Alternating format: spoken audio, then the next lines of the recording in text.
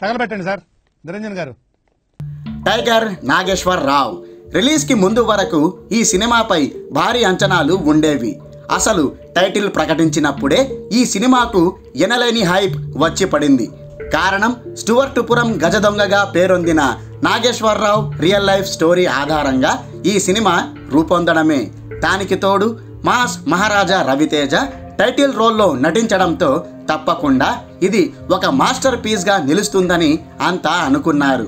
Teaser, trailer, ఇతర ప్రోమోలన్నీ ఆసక్తికరంగా ఉండడంతో ఈ సినిమాపై అంచనాలు రెట్టింపయ్యాయి.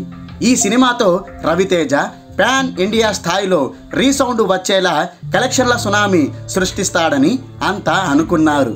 తీరా సినిమా రిలీజ్ అయ్యాక చూస్తే ఆ అంచనాలన్నీ పటాపంచలయ్యాయి.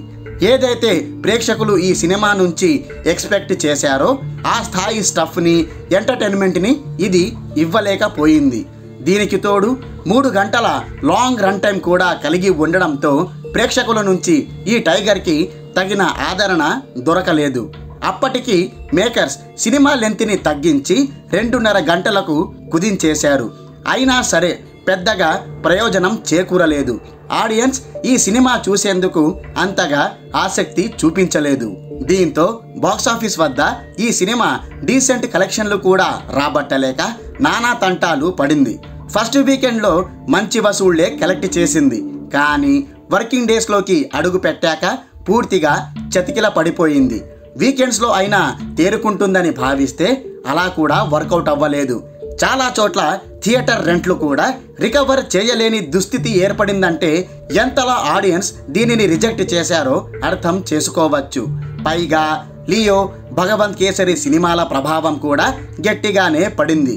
ఈ దెబ్బకు టైగర్ కథ 2 వారాల్లోనే కంచికి చేరింది.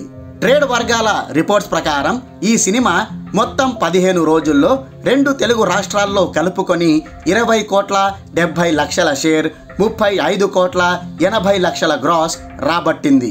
ఇక Karnataka, rest of India, overseas లెక్కలన్నీ కలుపుకుంటే వరల్డ్ వైడ్గా 24 కోట్ల 80 లక్షల షేర్, 46 కోట్ల 30 లక్షల గ్రాస్ నమోదైంది. ఒక పాన్ ఇండియా సినిమా 15 రోజుల థియేట్రికల్ రన్లో ఇంత తక్కువ వసూళ్లు నమోదు చేయడం నిజంగా సిగ్గుచేటు అని చెప్పుకోవాలి. తొలి రోజు బిలో యావరేజ్ టాక్ రావడం, రివ్యూవర్లు కూడా విమర్శించడం వల్లే ఈ సినిమా బాక్సాఫీస్ వద్ద ఇలా బోల్తా కొట్టేసింది. రిలీజ్కి ముందు నెలకొన్న భారీ అంచనాల కారణంగా ఇది వరల్డ్ వైడ్గా 37 కోట్ల 50 లక్షల ప్రీ రిలీజ్ బిజినెస్ చేసింది. ఆ లెక్కన ఇది హిట్ సినిమాల కేటగిరీలోకి చేరాలంటే 38 కోట్ల షేర్ కలెక్షన్లు రాబట్టాలి. కానీ ఇది తన 15 రోజుల థియేట్రికల్ రన్లో కేవలం 24 కోట్ల 80 లక్షల షేర్ మాత్రమే నమోదు చేసింది. అంటే ఇది 13 కోట్లకు పైగా నష్టాలను మిగిల్చిందన్నమాట. ఈ సినిమాతో మాస్ మహారాజా రవితేజ వండర్స్ క్రియేట్ చేస్తాడని భావిస్తే అందుకు భిన్నంగా నష్టాలు మిగిల్చాడు. దీంతో రవితేజ ఖాతాలో మరో భారీ ఫ్లాప్ వచ్చి చేరింది. ఒకవేళ ఈ సినిమాను ముందుగానే 2.5 గంటలకు ట్రిమ్ చేసి రిలీజ్ చేసి ఉంటే బహుశా రిజల్ట్ మరోలా ఉండేదేమో. సినిమా లెంత్తో పాటు లియో, భగవంత్ కేసరి సినిమాల ప్రభావం కూడా గట్టిగానే పడడంతో ఈ టైగర్ కోలుకోలేకపోయాడు. కనీసం నెక్స్ట్ సినిమాతో అయినా రవితేజ స్ట్రాంగ్ కంబ్యాక్ ఇవ్వాలని, బాక్సాఫీస్ వద్ద సత్తా చాటి మంచి విజయం సాధించాలని ఫ్యాన్స్ బలంగా కోరుకుంటున్నారు. మరి త్వరలో రాబోయే ఈగల్ సినిమా ఎలాంటి ఫలితాల్ని అందిస్తుందో లెట్స్ వెయిట్ అండ్ సీ.